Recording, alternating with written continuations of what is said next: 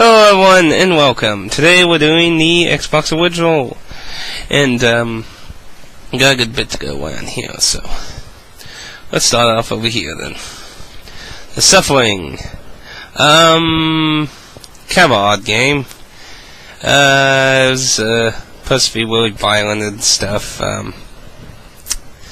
I'd say it's average. Like, I wouldn't say it's horrible. I wouldn't say it's necessarily good. I'd say it's the kind of thing you'd get in a bargain bin.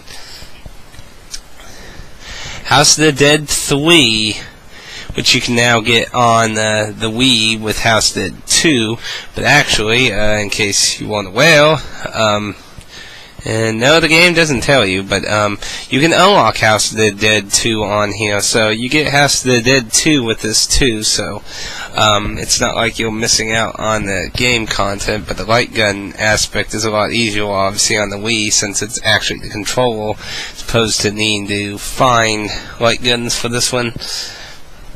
But you can use controls too, but you know, that's always kind of weird too. The Godfather, the game.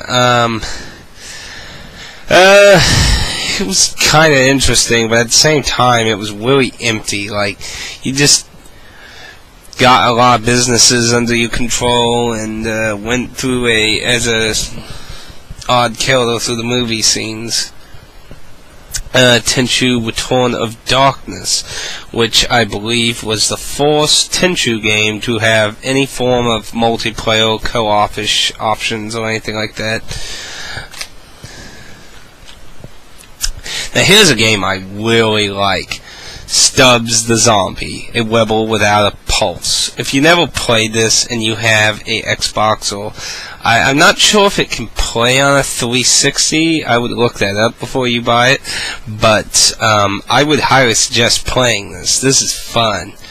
What's really strange is it's actually built on the Halo engine, and it comes the development team Wide Load, I believe. Yeah. Wide Load was the executive producer of Halo, and this is a really good game. It has co-op through the story campaign, and it is just insane fun. Pokes fun at some of these stuff. Story's absolutely crazy. It's really a shame Stubbs didn't get a lot more appreciation, in my opinion. Still Life. Crime Scene, Do Not Cross. I don't know what to say about Still Life. It's basically a point-and-click game, really. This stuff I'm showing you right now is stuff I've beaten, but it's basically a point-and-click game. To my understanding, it was kinda in development hell for a while. The environments and stuff look really good, but a lot of the characters and stuff are pretty lifeless, really. And the ending was pretty, but I guess if you see it cheap, it's not like it's absolutely horrible. Star Wars Knights of the Old Republic 2, The Sith Lords. I don't have the original case. There's the disc in case you want to see it, though. I did not experience any glitches that people say that there were tons of in that. Like, Lyle got caught in something. But I didn't exactly enjoy it as much as I did the first one. And, find that out, Star Wars Knights of the Old Republic, Game of the Year version. I did not originally like this game when I first played it, because you don't start as a Jedi and you just use guns, melee stuff, in the beginning, and it's pretty boring combat. Then, when you start getting when you become a Jedi and you get Jedi characters, combat becomes a lot more fun, interesting, and strategic. So, if you have that problem like I did, keep going until you become a Jedi, and then make the idea whether you like it or not. Let's see. I don't got the case for it, but Soul Calibur 2 for the Xbox, which is the one that has Spawn on it, which I think is probably the least popular version of it. Silent Hill 4, The Womb. A lot of Silent Hill people don't like The Womb. I do. Admittedly, it does kind of go away from some elements, but it kept in a lot of elements too. I think it did enough to be different, but kept enough to still be considered a part of the Silent Hill's main series, and I really did like the Loom. It does have a few problems here and there, but nothing's 100% perfect, you know? And of course, Silent Hill 2, The Restless Dreams, which is a director's cut version. It has an extra little campaign as the chick character in it, and it's really showing that. But Silent Hill 2, of course, is considered like one of the greatest survival horror games ever made, and, you know, you'd be caught dead without having Silent Hill 2 in your collection. Shenmue 2, the only way the Americans got to play it in English was on the Xbox. Bit of a shame, but at least we got, yeah? It is a shame how Shenmue just didn't pick up. Shenmue will always be notorious as the game that started the QuickTime events, but I think Shenmue used them like other games. Like, Resident Evil doesn't need QuickTime events. Why the fuck put that? See, Shenmue is supposed to be kind of a real-life simulator with a mystery and shit happening about a murder and that, and it was trying to do something different. And, you know, it's just kind of mixed feeling now. Serious Sam, which, I'm trying to remember properly. Doesn't mention. I believe the Xbox version of Serious Sam is Serious Sam 1 and 2 combined, and 1 was updated with, elements of 2, if I remember correctly. You might want to double check that. It doesn't really say anything on the back about it. Did I get a booklet with it? Yes, I did get a booklet. Let's check the booklet real quick. Because I could have swore. See, let's play it. Game controls, enemies. Yeah, it doesn't say anything. So, yeah, you might want to look that up. But I'm pretty sure this was Serious Sam 1 and 2, and 1 updated with stuff of 2, I believe. Very crazy game, up to 4 players. I think that's for multiplayer, and there is co-op, because I did play this in co-op. Very crazy game. The new Serious Sam is supposed to be coming out soon too, and they took a stab at Duke Nukem Forever, saying we're going to actually make our fans happy. Waz as hell. This freaking game is weird. Like, if you ever want to kill Teletubbies and anything that's cute and rainbowish is an evil, well, not evil, actually, you're good. They're actually evil, but, yeah, basically you kill little cute things that are invaders. Very weird. The end is very freaking hard. It does have co-op. Pretty unpolished, though. Psychonauts, which is very, very, very, very polished. Oh my goodness, Psychonauts. Psychonauts is awesome. I don't know a game that was so brilliantly insane and shit. It's like, it's such a shame this did not sell well. And I hope maybe one day we'll have a sequel to Psychonauts, but it's probably going to be one of those things where it's going to be bazillion years, and then it's like, hey, you know, let's make a sequel to Psychonauts. Come on, Tim Schafer. I know it's so bad, but come on, give it another chance. You know, it's critically acclaimed now. Everyone knows about it. Phantasy Star Online Episode 1 and 2. I did get to play this when it was online, and I was an early This is when I became a Xbox Live member. To try this out, and admittedly, I did not beat it fairly. Pretty much the only other people who was really playing it were all high-level godlike people, and to be fair, they're all very nice, and they actually don't care about having you along with the wide I did basically beat the game because I got to kill every boss with them, but that would not have happened if said players weren't with me.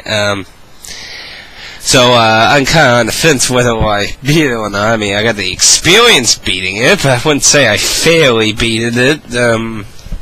I hired that. I'm pretty sure the servers went dead now, because these ones were separate from the PC, so I'm pretty sure they're dead. You can play offline. That's always the interesting thing about this series, is giving you offline, but that's a very grindy game. Then, if, Panzer Dragoon Oyata. This was the last Panzer Dragoon game, and it's really a shame there isn't. Sega has yet to make another one. Even this one was really good, and what's really nice is you can unlock the original game in this, which is nice because it's really hard to snag a copy of the original game and anything else. It's really, the whole Panzer Dragoon series is pretty awesome, and just getting any of them's fun, and this one's no different. The Force Obscure. Like I said, if you watch the Wii video, I liked it because you could have 2-player co-op in a Resident Evil style survival horror, or Silent Hill style survival horror environment, and as far as I'm aware, there's still yet any other game that does this. And something I always remember about the Force Obscure game is X-Play shot at Doom 3, when they said, "It's sad when a mediocre game like this understands the concepts of taking duct tape and taping your flashlight to your gun, and this game doesn't." Which, Doom 3 you can't, Obscure you can, so. Medal of Honor: The Rising Sun. I believe it's considered one of the most horrible entries of the series, and don't like it. Shocker. Right? I know. You're just shocked at that statement. Oh my goodness. He doesn't like that one. Now here's something I love. Jet Set Radio Future. Oh, I love Jet Set Radio Future. Come on, Sega, make a sequel. I was so disappointed to hear that a company made a shot at Sega to make another Jet Set Radio, and Sega went, "No, we don't want that." It was like, no, oh. Jet Set Radio Future was so much fun, even though it was more of a reworking of the original game than a real sequel, but Indigo Prophecy has a different name in Europe. Something about copyright. The original name was already being used by somebody in America. Indigo Prophecy is kind of a point-and-click adventure game with tons and tons of quick-time events. It's a very interesting story, to be honest, and this was a game by the people who made Heavy Rain, the same people. So, if you liked Heavy Rain, you might want to also give Indigo Prophecy a try, or vice versa. Halo 2, I have no real comment. Okay, look. I'm not a big first-person shooter person. I mainly play them with people for fun. I don't really prefer to play them by myself. With that said, Halo is a good co-op game. It's fun with friends and that, but I'm not crazy about it. And of course, the original Halo. Again, fun with a friend. Gun. I think Gun was like one of the first games to be trying to break the sandbox game out of, Gangster City kind of thing. Gun was okay, but, it kind of lacked stuff to do, in my opinion. Fable. I have, this is my original Fable. I also have the Fable that has the, what was it called? The Lost Chapter, or whatever.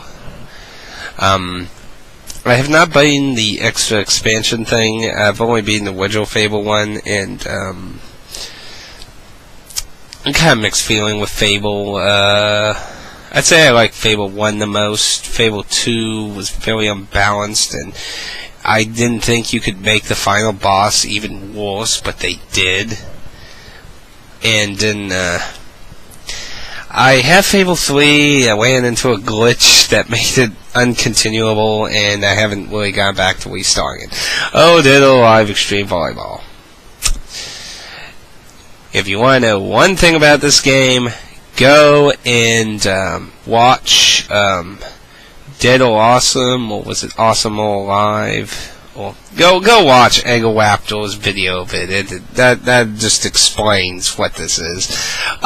What's really sad is you could technically beat the game within a matter of minutes, really. So, to get an actual ending. Though there were alternate endings, I did not really play this game much, and it's just basically it's softcore and porn, really. I mean, that's all it really is. So, if you're an actual fan of the Dead or Alive series as a fighting game, you'll be very disappointing. Dead or Alive 3, and we have Dead or Alive Ultimate, which is Dead or Alive 1 and 2, released on the Xbox, which 2 was Dreamcast and 1 was arcades only. As far as I'm aware, this is the only release on a console of Dead or Alive 1, so you can see the horrifying early physics of the game's bus physics, if you want. Me and my friend had a good laugh looking at that. It's like people were drawn to this. Baldur's Gate: The Dark Alliance 2. I have Dark Alliance 1 on the PS1. There's no real carry-on thing or anything, so you're not really missing much by playing them on the same console. It's more Boulder, the console Boulder Gate style, hack and slash multiplayer. Not really much else to say on it. And then we have Counter-Strike. You'd probably be like, why play Counter-Strike on a console? Well, when I had Live, I didn't really have a lot of online games, and like, okay, it was like $1, and I had some fun with it, but basically, you probably better off with PC, obviously, because you can get more maps, people's user-created content stuff. You can't do that on this, so that's always the disadvantage of that kind of stuff, though. Now, you guys gotta move out of the way. Bowling into the corner, though. Now we got some more stuff back here. Yoink. Move it all up. Move it on up. To the top. And we'll push that pile backwards. Okay. Now, Red Ninja End of Honor. Oh boy. This was basically whipping off Tenchu in a very... Okay, let me put it this way. See this chick here? She is like, I don't know, like 15, 14. She's underage, and you can seduce the gods as a way of killing them and shit. I mean, it plays a lot like Tenchu, so, if you like Tenchu, you might have fun with this, but, I would say it's kind of a clunkier version of Tenchu, personally, and a little creepy in that kind of perversion. Return of Wolfenstein: Tides of War, which, it's Wolfenstein, first-person shooter, what more say. Tim Burns' Nightmare Before Christmas, Oogie's of Revenge, which, I haven't played this, so I don't really know if it's much good or anything. Something I got real cheap out of a bargain bin. Strike Fortune Fighters. I don't know. It looks like something kind of like Power Stones fighting from the pictures that. Never heard of the company. Not sure how to pronounce it. Gamimus.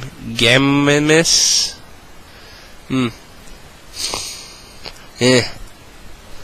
And it's supposed to be full player, so yeah. Here's a very interesting game.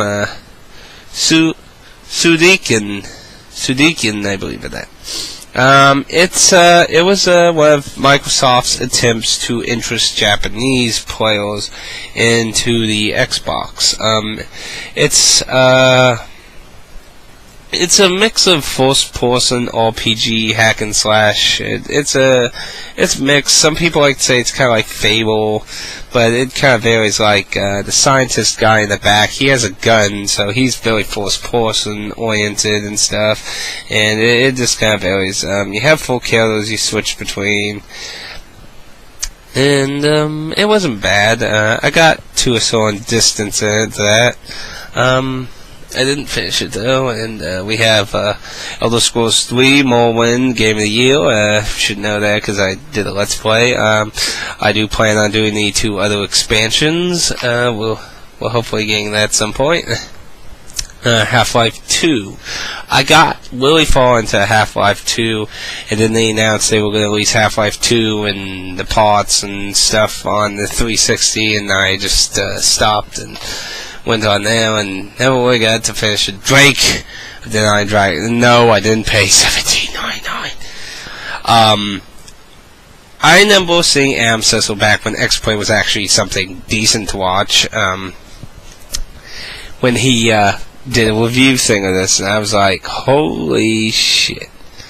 So I was curious, and this was from Game Exchange, if I remember quickly. I told him that I would buy this game for $1, and that would be it. And he actually accepted. He said it had been there for like forever, so he said, okay. Because I always buy a lot of shit, and I told him it's kind of repetition, so he's kind of like, well, looks like the only shot may be getting rid of it. Toe Jam and All 3, The Mission to Earth. I think I need to get another copy of this, because I did play some of it, and I was excited to play it. It's lightly scratched, but it kept freezing in the area, and I haven't tried buffing it yet. Maybe because Game Exchange closed down, so there's no one to really buff anything. But this was an attempt at recreating the original Toe Jam and Earl's gameplay. They added new characters, you can see on the front, and they put a little more WAP stereotype into Earl and Toe Jam.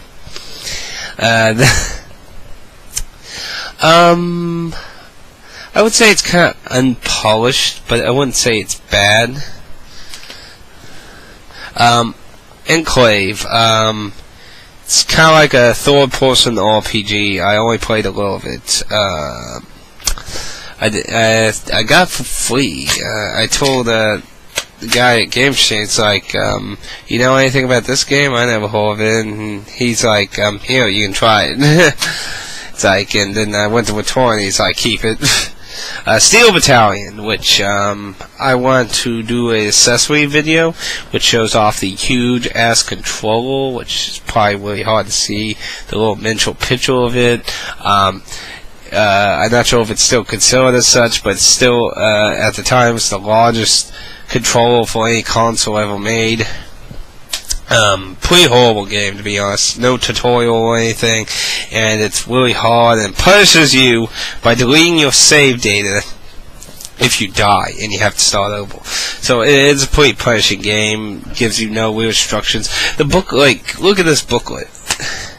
You'd think if the game doesn't tell you anything about the controls, like this booklet is just paper thin. There's only a few pages, and none of them are really about the control. See, prequel, saving, shows the control and basic of the 2 analog sticks, left, right, lock on, weapon, and sub. There's nothing about the other buttons, which are very important, because like if your engine overheats or you catch on fire and shit, and it's like, yeah, this booklet tells you like almost nothing. Like, it tells you like what briefing is and stuff. Seal damage. Cell damage. It's probably a play on the fact that it's cel-shaded. EA published this. It's a Toonie racing game. I have not played it. It was real cheap in a bin, and so I got Fatal Frame 2 Crimson Butterfly Director's Cut.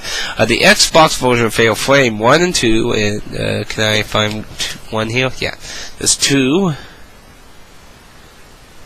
And there's Fatal Frame 1, which Fatal Frame 1 is actually pretty hard to find when I was trying to get a copy of it. I couldn't find a decent used one, a decent new one. I usually like to get new and like try to get used if it's like, you know, out of production, overpriced, and all that shit. So even used wise, it was overpriced. I mean, $24. Ouch. I don't know what it is now, but both versions of the Fatal Frame on Xbox are both director's versions with an additional happy ending, which the third one never got a Xbox version or a director's cut version. I do not know if it has a happy ending or not. See, here's the Fable with the lost chapters, which I was very disappointed to find out that I had to replay the entire game just to get to the lost chapter part, which I was doing that, but then I stopped, and I'll probably pick it back up. Grand Theft Auto San Andreas, in my opinion, the worst, and not because it has black people in it. I don't have a problem with black people. I love somebody who is African American, so fuck you if you're gonna make a comment like that. No, I just don't like. I don't like the stereotype way. It, like, okay, they're all African American gangsters. There's gangsters of every race and shit, but like, this is, I don't know. I find that kind of controversial. I don't really like to think that usually with media, but you know, I was bothered by it. I admit it. I was bothered by it, and I couldn't really get into it because that. So I mean, but that, and I think actually I want to say something. Okay, I don't really like most of the GTA games, but I've beaten 3, 4, a few of the spin-off shit, and that. The only 2 I really would say I like, the main character, would be Vice City and 4. I actually like Niko Bellic, because he was actually a very emotional character, even though he was still a criminal. And Vice City, you know, it's a Scar whip-off, so how can you not like that? I just don't think I really liked CJ as a character, because, you know, overall he just wanted to kill everyone's shit. And, I mean, I know it becomes like a revenge story later on because somebody in his posse betrayed him and his friends, so he goes on basically a spree to go kill him and shit. But I don't know. I didn't get super far. I think I got up to the part where he found out someone betrayed them, so. But I did not really like it. So, you know, take that as it is. Outlaw Golf 2, which is, stupid. Very stupid. I didn't really know what Outlaw was, and I did not really actually look at very closely. It's basically a shameless game.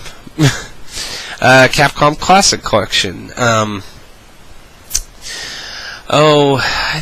It just has all kinds of the old classics. Let's see, the book shows a list of everything. See, the thing I hate about collections is it's usually not a defined. Okay, here we go. 1942, 1943, 1943 Kaya, Bionic Commando, Ixis, Final Fight, Forgotten Worlds, Ghosts and Goblins, Ghouls and Ghosts, sorry, Gunsmoke, Legendary Wing, Morks, Pirate Ship, Section Z, Sun, Street Fighter 2, Street Fighter 2 Champion Edition, Street Fighter 2 Hyper Fighting, wow, could you put enough? And Super Ghouls and Ghosts, Children and Vigils, Not even sure how to pronounce it. Yeah. But, yeah. That's everything on now. Pretty nice collection if you're looking for any of those. Blackstone, Magic and Steel. It's basically plays like Gauntlet in a way. Kind of differently too at the same time. I played some of it, I didn't play a lot. It's really odd. Chronicles of Riddick, Escape from Butcher Bay, probably a more better first person shooter, really. Mark Gecko's Getting Up, Content Under Pressure. I don't really know what to say. It's not like it's horrible or anything. It's different. It's different. You just spray paint a lot of stuff, but I don't even know how to pronounce that. Myth of Demons. It's a action hack and slash game.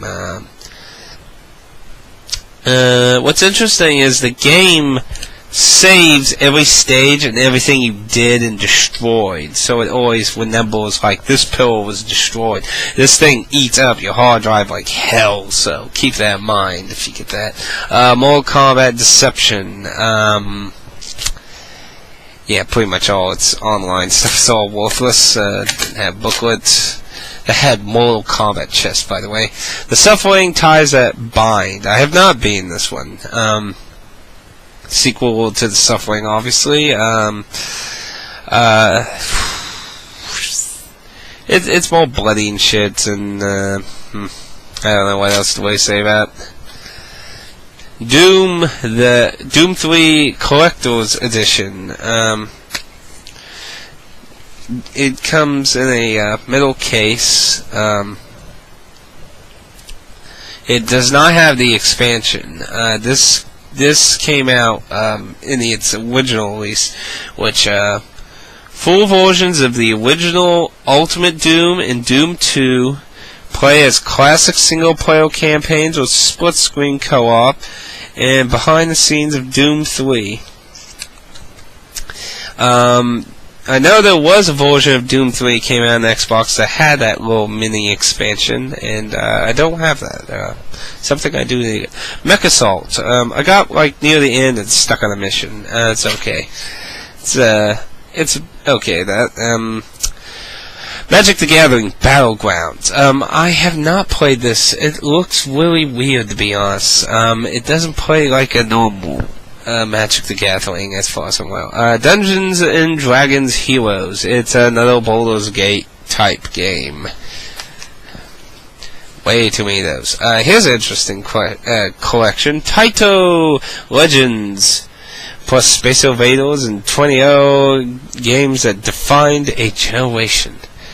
Let's see. That's not all of them in the back. Did I have a booklet? Yes, I do got a booklet. Hopefully it has a list of everything here, and I'll hopefully introduce everything. Games. Battle / Bubble Bubble, Colony 7, Carnival Circus, Electric Yo-Yo, Elevator Action, Exisius, Gladio, Great Swordsman, Jungle Hunt, The New Zealand Story, The Ninja Kids, Operation Thunderbolt, Operation Wolf, Phoenix Plotting, Plum Pop, Rainbow Islands, which oddly enough, Rainbow Islands is considered a sequel to Bubble Bubble. Wesesta, Return of the Vados, Space Gun, Space Vados Part 2, Super QX, Thunder Fox, Taiho, 2-Bit, Warvild, and Zookeeper. Actually, isn't there a DS game called Zookeeper? Yeah. Kind of surprised Bobble Bobble 2, which was an NES only game, I believe. I believe these are all the arcade versions, so. Dark Watch. That was supposed to be like, I never played Dark Watch. I know a friend of mine borrowed this and played it some. I never really got to playing it. Crouching Tiger, Hidden Dragon, I heard was horrible. I haven't played it yet, though. I'm not sure if I ever will get to it. No fucking idea how to pronounce it. It's a tactical series from Japan, and it's amazing they actually keep the number on it. I do not know if any of the rest of this series ever came to America. It's a big not sure what the term I'm trying to look for. It's just a big war strategy game. Very, very strange. Now we got a bunch of blank shit here. Far Cry Instincts. Tom Clancy's Splinter Cell Chaos Theory, which was the first co-op oriented one. I'm not a big Splinter Cell person, by the way. Azulka, which I got that for free. Dance Dance Revolution Ultimate Mix 3.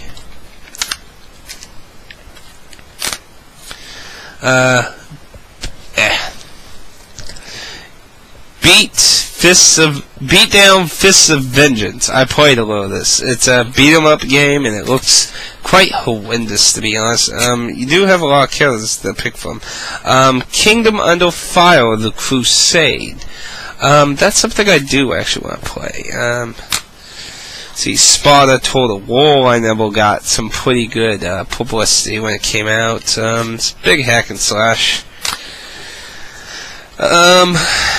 Unreal Tournament 2, The Awakening, I got for like $1 or something. I don't even know if it has any story or if it's just a giant multiplayer game. I know, obviously, I do know that Unreal Tournament games are mostly a big tournament game at multiplayer games, but I'm not sure.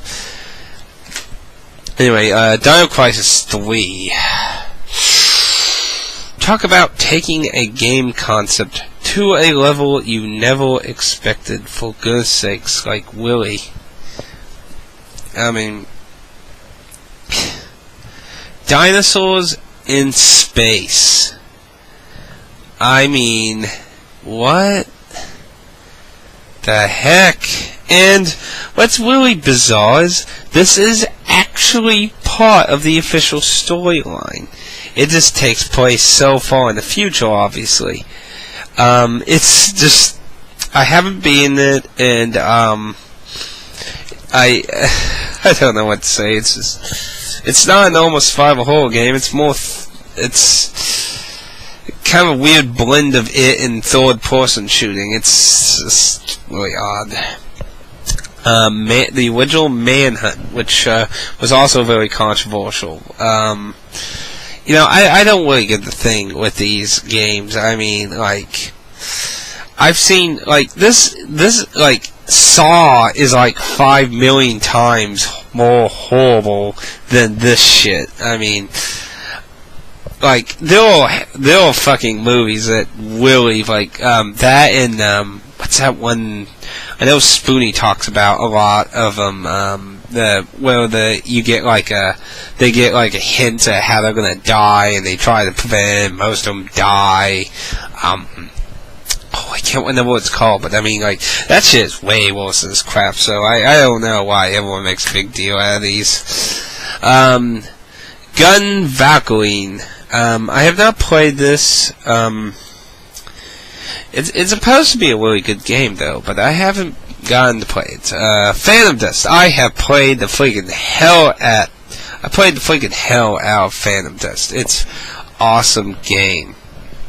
And its biggest shame is you can't play online anymore.